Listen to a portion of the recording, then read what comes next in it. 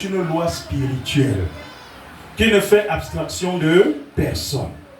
C'est une loi qui voudrait que lorsqu'on l'applique, qu'on devienne semblable en plus ou en moins de celui qu'on a coutume de fréquenter. Dis Amen.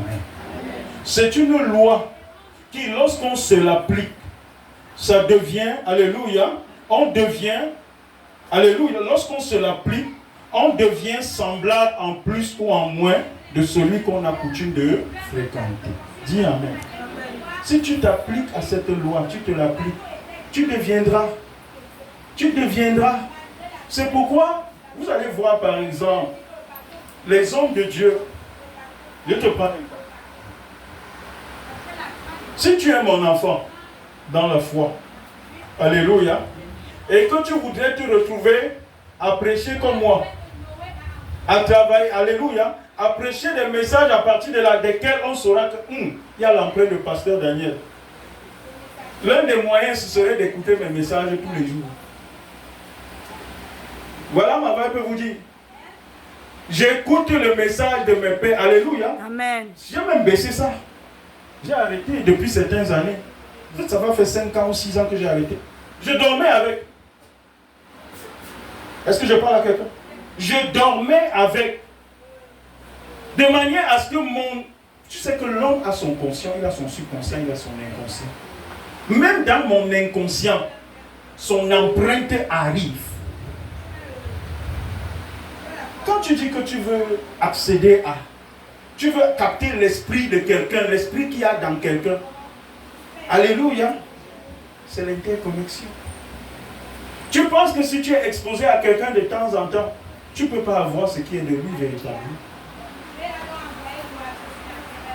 Si tu n'es pas engagé avec quelqu'un de façon alléluia, il y a des amitiés. La preuve est que, est-ce que vous savez que dans la vie, je donne des exemples pour que vous puissiez bien comprendre, parce que je suis vers la fin.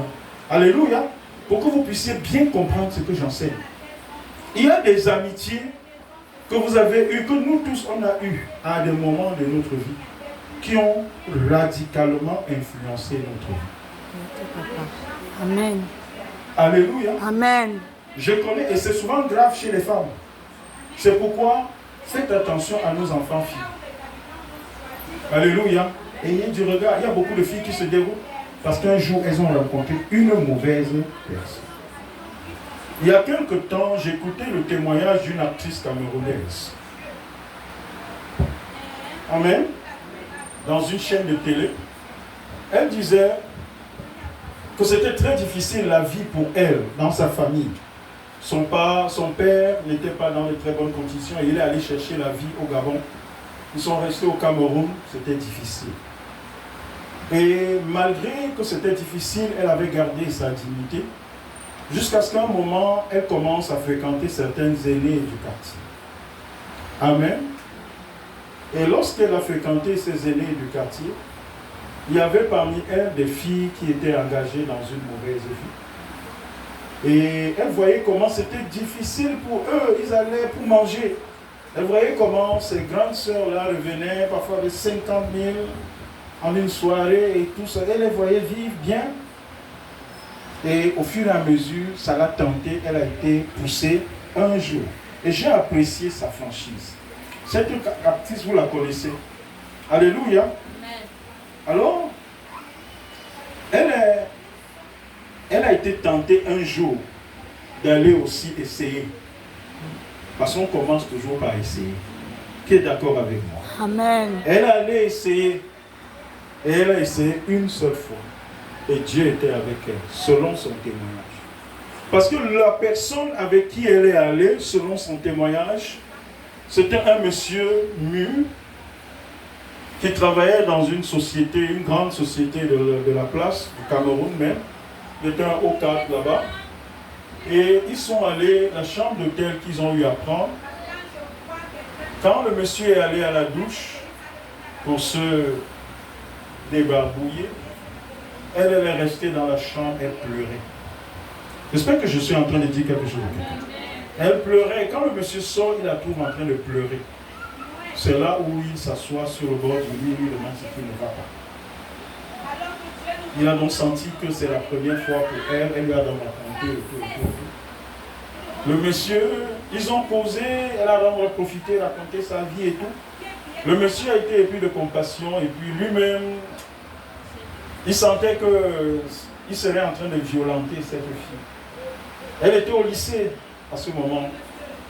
Et après quoi, le monsieur, ils sont sortis de la chambre, ils ont pris la voiture du monsieur, ils sont entrés, le monsieur l'a accompagné, a veillé à l'accompagner jusqu'à chez eux. Et ce de chez eux, c'est un Dokbassi, c'est-à-dire à la sortie de Douala. Ils étaient à Apa. Le monsieur les a accompagnés jusque-là pour s'assurer qu'elle est en toute sécurité à la maison. Et il lui a donné 50 000. Alléluia. Amen. Et il a décidé de devenir un tuteur pour cette fille. Amen. Comme elle fréquentait au lycée polyvalent de Douala, de Bali, le monsieur travaillait dans une société d'électrique, je ne veux pas citer le nom. Alléluia, vous connaissez laquelle, qui est à Bali. Et le monsieur disait, tu peux passer à tout moment. Et pratiquement toutes les semaines, elle passait chercher son argent de la semaine chez le monsieur. Est-ce que je parle à quelqu'un ici? Amen.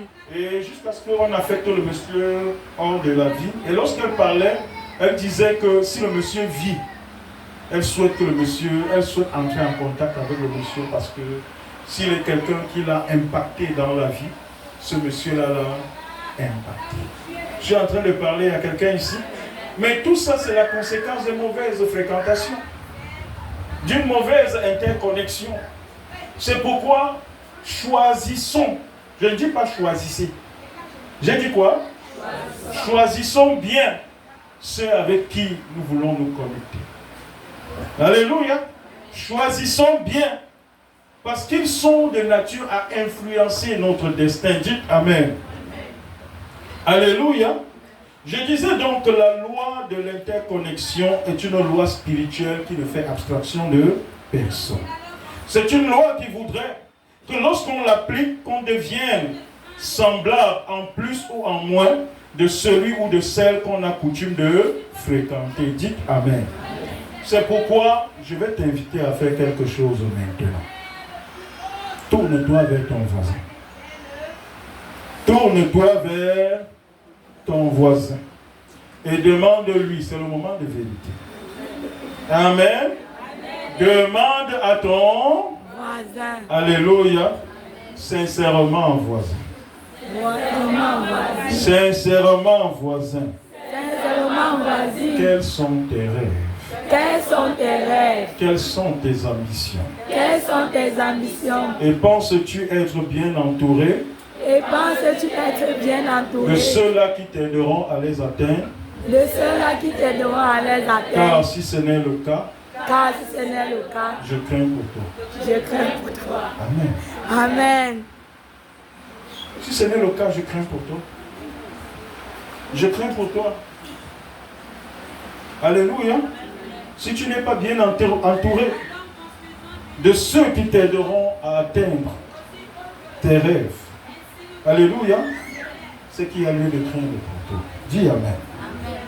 Même si le diable nous prescrit de nous aimer les uns les autres, vous devez savoir, bien-aimés, que pour ce qui est de la réalisation de nos rêves et de nos ambitions, ce n'est pas l'amour qui doit prévaloir en premier, mais c'est la connexion. Dit Amen. Amen. Ce n'est pas quand j'ai des rêves à réaliser, quand j'ai des objectifs à atteindre, quand j'ai mes ambitions, le fait que je t'aime ou que tu m'aimes n'intervient pas. Ça ne m'aide pas. Et ça ne t'aide pas, non.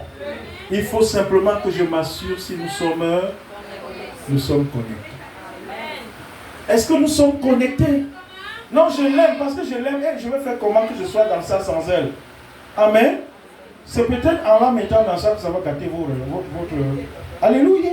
Non, non, non, non, non, non. Alléluia.